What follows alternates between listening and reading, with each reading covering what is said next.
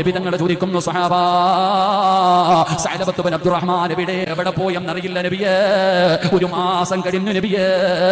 അല്ലാഹുവിന്റെ റസൂൽ ഉമർ ഇബ്നുൽ ഖത്താബ് തങ്ങൾ സൽമാൻ അൽ ഫാരിസി റളിയല്ലാഹു തആല അൻഹു രണ്ട് സ്വഹാബികളെ വിളിക്കുകയാണ്. യഅലബ എവിടെയുണ്ടെങ്കിലും വിളിച്ചു കൊണ്ടുവരാൻ നബി തങ്ങൾ രണ്ട് സ്വഹാബത്തിനെ പറഞ്ഞു വിടുകയാണ്. ഉമർ തങ്ങളും സൽമാൻ തങ്ങളും തിരഞ്ഞു നടക്കുകയാണ്. ഒരു മലഞ്ചെരിവിന്റെ ഭാഗത്ത് ഇങ്ങനെ ഇരിക്കുമ്പോ ഒരു ആട്ടിടയനായ മനുഷ്യൻ വരികയാണ്. തങ്ങൾ ചോദിക്കുന്നു, മനുഷ്യ, നരകത്തെ ഭയന്നുകൊണ്ട് കരഞ്ഞുകൊണ്ട് നടക്കുന്ന സഅലബത്ത് ബിൻ അബ്ദുറഹ്മാൻ എന്ന് പറയുന്ന ഒരു ചെറുപ്പക്കാരൻ നിങ്ങൾ എവിടെയെങ്കിലും കണ്ടിട്ടുണ്ടോ? ആട്ടിടയനായ മനുഷ്യൻ പറഞ്ഞു, ഉമറേ, ചെറുപ്പക്കാരൻ മലയുടെ മുകളിൽ നിന്ന് നിലവിളിച്ചുകൊണ്ട് ഇറങ്ങി വരുന്നുണ്ട്. നരകത്തില എന്ന് പറയുന്ന ഒരു ചെറുപ്പക്കാരൻ ഇന്ന ഭാഗത്ത് ഞാൻ കണ്ടിട്ടുണ്ട്.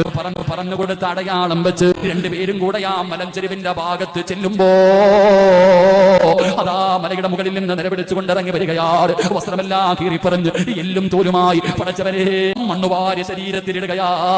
തെറ്റു ചെയ്തു പോയല്ല റബ്ബേ, നരകത്തിലാണല്ലോ അല്ലാ.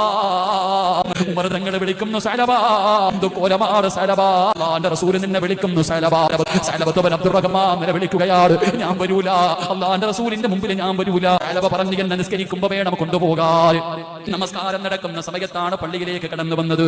സഅലബത്ത് ബിൻ അബ്ദുറഹ്മാനും നിസ്കരിക്കാൻ പള്ളിയിലേക്ക് കയറി ചെല്ലുമ്പോ അല്ലാഹുവിന്റെ റസൂൽ ഓതുന്ന സൂറത്ത് ഏതെന്നറിയുമോ?